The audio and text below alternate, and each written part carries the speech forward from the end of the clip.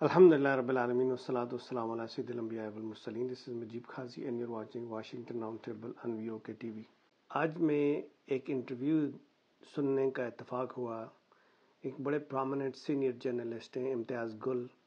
وہ اپنے ولاگ میں ایک بڑی سیزن اور سینئر ڈپلومیٹ تسنیم اسلم صاحبہ کی کنورسیشن کا ذکر کر رہے تھے، جس میں کچھ چیزیں ایسی تھیں جو ہمارے ہسٹوریکل پوائنٹ آف ویو سے اگر آپ اس کو دیکھیں تو آپ کو نظر آئے گا کہ ہماری سورینٹی، ہماری جو نیشنل پرائیڈ ہے وہ کس طریقے سے ان جنرلوں نے کتنی دفعہ کمپرومائز کیا ہے.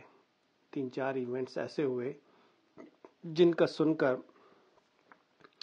آپ کی جو شرم سے آپ کا سر جھک جاتا ہے کہ ہم کتنے لو لیول تک ہم لوگ چلے جاتے ہیں اپنے ذاتی مفادات کی خاطر. انہوں نے یہ کہا جی کہ جنرل مشرف کے دور میں نور خان بیس جو تھی ایئر بیس، وہ امریکن اس طرح آ کے استعمال کرتے تھے کہ جس طرح ملک کے اندر ان کی اپنی ایئر بیس ہو. لوکل اتھارٹیز یعنی کہ پاکستانی اتھارٹیز کو یہ ریکوائرمنٹ ہی نہیں تھی کہ ان کے ویزے چیک کریں، ان کی کارگو جیٹس کو چیک کریں.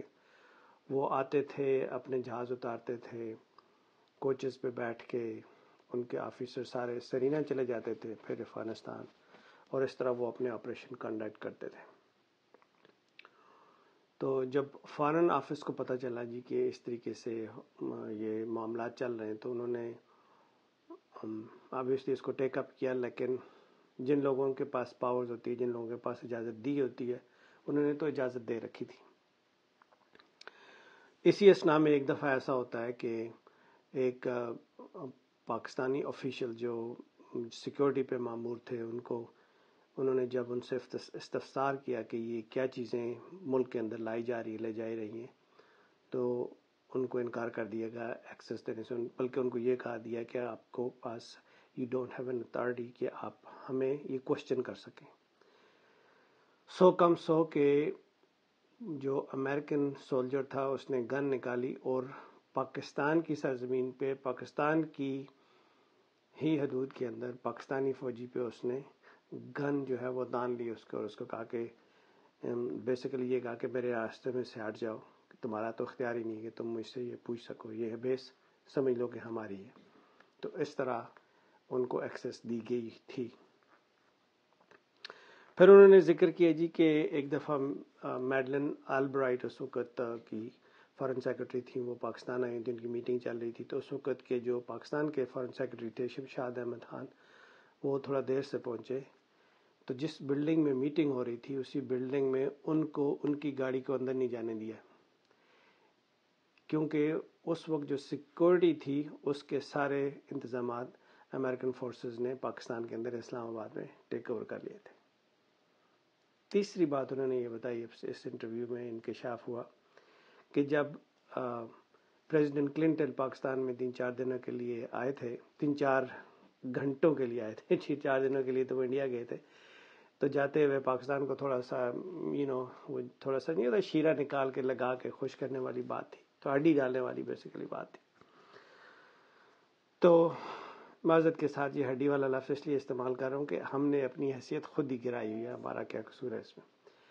تو اسلام آباد ایئرپورٹ سے لے کے امریکن ایمبیسی تک ایون کہ ٹریفک جو تھی وہ بھی امریکن فورسز نے اپنے ہاتھ میں رکھی ہوئی تھی، اس کو بھی وہ کنٹرول کر رہے تھے. اور دائیں طرف کے بجائے لیفٹ سائڈ سے ٹریفک ساری موو ہو رہی تھی جس طرح امریکہ میں ہوتی ہے. تو انہوں نے اپنے حساب سے بیسیکلی سارا اسلام آباد ٹیک اوور کر لیا تھا. تو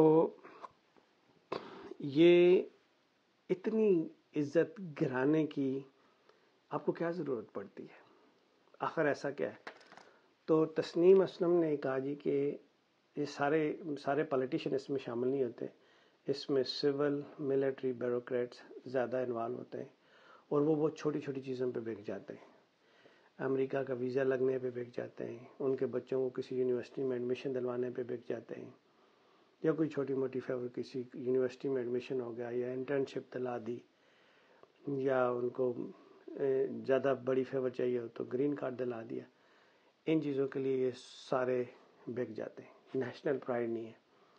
اور یہ نیشنل پرائیڈ اور نیشنلٹی اور اپنے ملک سے محبت یہ کس کا کام ہے؟